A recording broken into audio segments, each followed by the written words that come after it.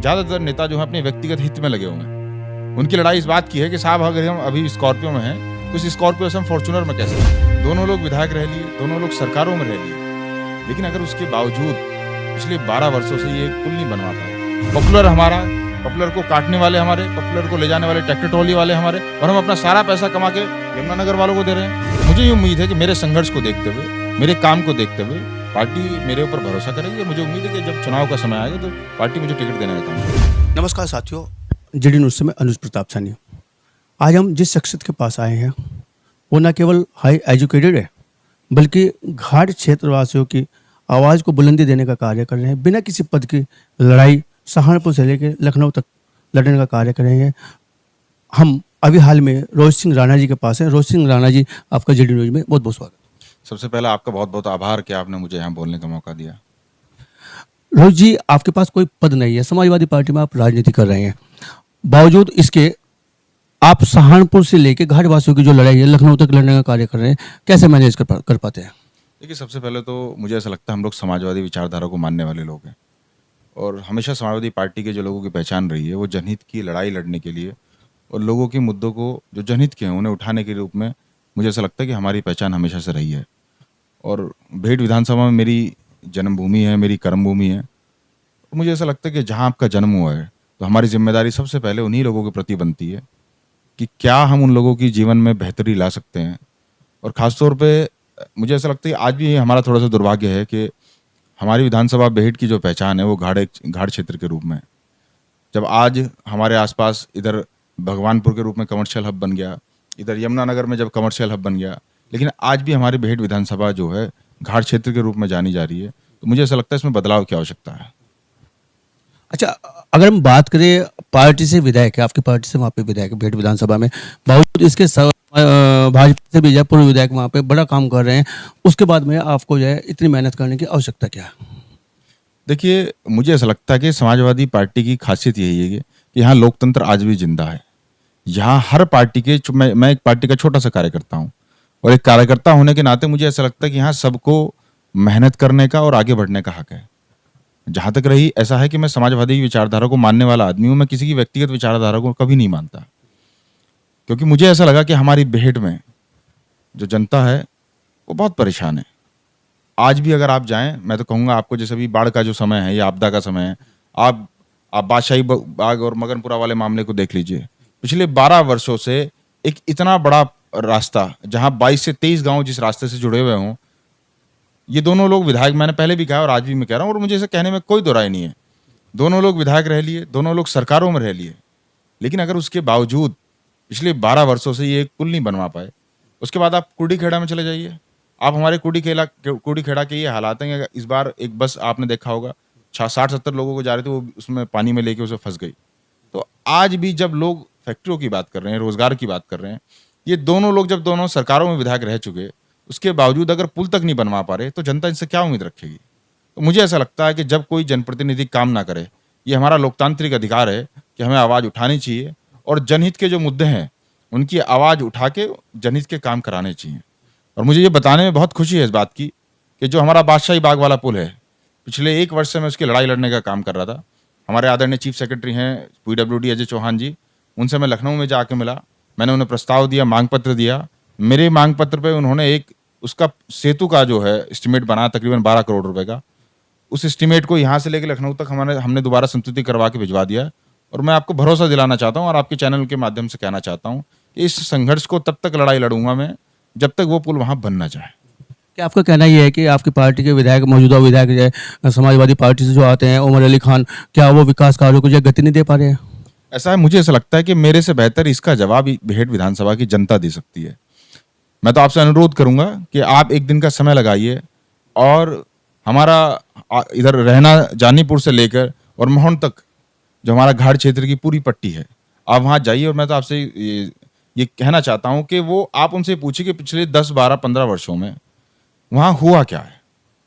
वो चाहे इससे पहले विधायक हों नरेश सैनी जी, चाहे मौजूदा विधायक हों, मैं तो आपसे ये अनुरोध करना चाहता हूँ कि आप जनता के पास जाके उनसे ये पता करिए कि इन दोनों लोगों ने काम करा या नहीं करा, और अगर काम करा तो मैंने आपसे पहले भी कहा कि मैं इन लोगों से आग्रह करना चाहता हूँ कोई एक पटल ये तय कर दें। मैं कहीं जहाँ ये जगह चिन्हित करे वहाँ आने के लिए तैयार हूँ। और मैं तो ये जानना चाहता हूँ कि पिछले 10 वर्षों में इन्होंने करा क्या? आपका कहना है कि अपेक्षाओं पे, जनता की अपेक्षाओं पे खरे नहीं उतरे हैं। ऐसा मैंने आपसे पहले भी कहा है कि मेरे से अच्छा जवाब, इसका जवाब भेट विधानसभा की जनता देगी।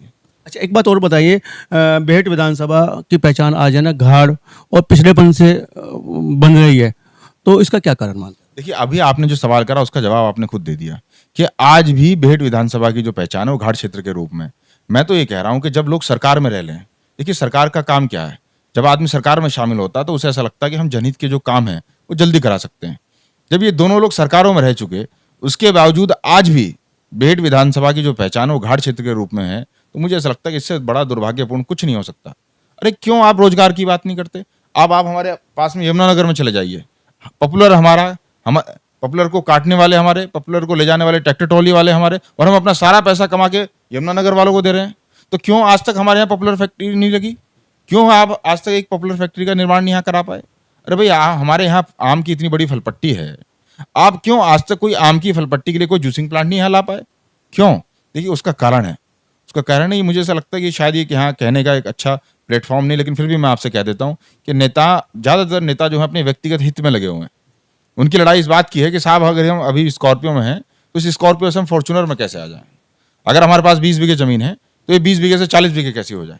तो जनहित की कोई बात ही नहीं कर रहा, जनता के मुद्दों की कोई बात ही नहीं कर रहा। देखिए, हम तो राजनीति में आए हैं जनता के लिए, हम तो अपना करियर छोड़ के आए हैं। ज़्यादातर लोग यहाँ करियर बनाते हैं, हम तो अपना अच्छा खासा करियर छोड़ के यहाँ आए हैं। तो इसलिए मैं जब तक राजनीति में रहूँगा जनहित की बात करूँगा, जनता के मुद्दों की लड़ाई लड़ूंगा, चाहे वो कोई भी व्यक्ति हो, चाहे वो मेरे दल का हो या किसी भी दल का हो। अगर मुझे जनता के हित की लड़ाई लड़ने के लिए मुझे कोई मेरी बातों का अगर बुरा मानता है तो मैं तो उसे कहना चाहता हूँ कि आप और मानिए, क्योंकि अभी तो ये शुरुआत है। मैं इससे ज़्यादा और बात करूंगा और जनता के मुद्दों की लड़ने का काम करूंगा। मुलायम सिंह यूथ ब्रिगेड के आप जो राष्ट्रीय सचिव रहे हैं, आज के अखिलेश भैया की समाजवादी को कैसे देखते हैं? देखिए, मुझे ऐसा लगता है कि हमारे हिंदुस्तान में जो विज़न आदरणीय अखिलेश यादव जी लेके आए हैं, और मैं ये कह रहा हूँ कि 2012 से 2017 का जो कार्यकाल था, आप वो हमारा लखनऊ आगरा एक्सप्रेस हाईवे देख लीजिए। ऐसा एक्सप्रेस हाईवे और इतना बड़ा एक्सप्रेस हाईवे पूरे हिंदुस्तान में शायद कभी इतने अच्छे और कम समय में और कम बजट में कोई नहीं बना पाया। तो मुझे ऐसा लगता है कि हमारे पास आदरणीय अखिलेश यादव जी के रूप में एक ऐसा चेहरा है कि हम उनके चेहरे को लेकर जब भी जनता के बीच जाएंगे, जनता हमें पसंद करेगी। पार्टी छोड़ के गए, अभी एक नेता का कहना है कि जय समाजवादी पार्टी में स्वाभिमान से राजनीति नहीं हो सकती। अखिलेश यादव के समय में मुलायम सिंह जी बड़ा सम्मान देते थे स्वाभिमान से, उसके बारे में क्या कहना चाहिए? देखिए, किसी और ने क्या बयान दिया, मुझे लगता है कि मैं उस पर तो बिल्कुल नहीं जाना चाहूँगा, लेकिन मैं इतना कह सकता हूँ कि समाजवादी विचारधारा हमेशा जनता के बीच रही है, और इस बार चुनाव में जनता ने बहुत वोट दिया। किन कारणों से सरकार नहीं बनी ये सब लोग जानते हैं, लेकिन आज भी समाजवादी पार्टी धरातल पर रह के लोगों की लड़ाई लड़ने का काम कर रही है, और भविष्य में आने वाले समय में हमारी सरकार बनेगी। भेंट में जनता ने समाजवादी पार्टी का विधायक दिया है, आप भी वहाँ से तैयारी कर रहे हैं, सिंबल की मांग कर रहे हैं पार्टी से, कैसे मैनेज करेंगे?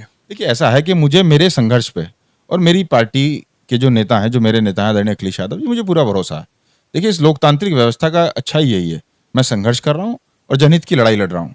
तो मुझे ये उम्मीद है कि मेरे संघर्ष को देखते हुए, मेरे काम को देखते हुए पार्टी मेरे ऊपर भरोसा करेगी, और मुझे उम्मीद है कि जब चुनाव का समय आएगा तो पार्टी मुझे टिकट देने का काम करेगी। रोजी आप दिन रात घाट विधानसभा में लगे रहते हैं, लोगों की समस्या सुनते हैं, उसका समाधान भी कराते हैं, घाट की बड़ी समस्या क्या मानते हैं? देखिए, घाड़ की कोई एक समस्या नहीं है। मैंने आपको से कहा कि हमारी बेहट विधानसभा में बहुत सारी समस्याएं हैं।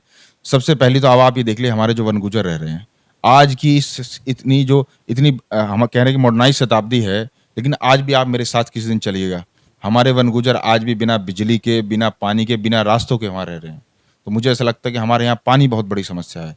अभी मैंने आपसे जिक्र करा कि बादशाही बाग वाला, कुडी खेड़ा वाला, लोग आज के टाइम में बुलेट ट्रेन की बात लोग करते हैं। मुझे ऐसा लगता है कि हमारे यहाँ पुल और रास्ते ही नहीं है। तो हमारे यहाँ ना सड़क है ना पुल है, तो हमारे यहाँ जो हमारी मूलभूत सुविधाएं होनी चाहिए, हमारी भेट विधानसभा को तो आज तक वही नहीं मिली। अगर आप बुलेट की बात करें, बुलेट ट्रेन की बात करें, अभी जो रेल मंत्री ने शाकुंभरी देवी वाया निकलते हुए देहरादून तक बुलेट ट्रेन देने की बात की है, तो उसको कैसे देखते हैं? देखिए, मैं तो ऐसे देखता हूँ कि हमारी माँ शाकुंभरी देवी पे जब भी कोई चुनाव की शुरुआत होती है, सब हमारी माँ शाकुंभरी देवी का आशीर्वाद लेके चुनाव लड़ने का काम करते हैं। लेकिन मुझे आज भी ये दुख है कि पिछले 13 वर्षों से माँ शाकुंभरी देवी तक के लिए और सहारनपुर से शाकुंभरी देवी के लिए 4 लेन की इन्होंने घोषणा करी थी, लेकिन आज तक धरातल पे वो उतरा नहीं। जब पिछले 13 साल की घोषणा आज तक यहाँ पूरी नहीं हुई, जब पिछली सरकार ने करी थी उन्होंने पूरी नहीं करी, इस सरकार ने घोषणा करी आज तक पूरी नहीं करी। तो जब पहली घोषणाएं पूरी नहीं हुई तो अगली घोषणाएं आप खुद समझ सकते हैं कि भाई कैसे रही होगी।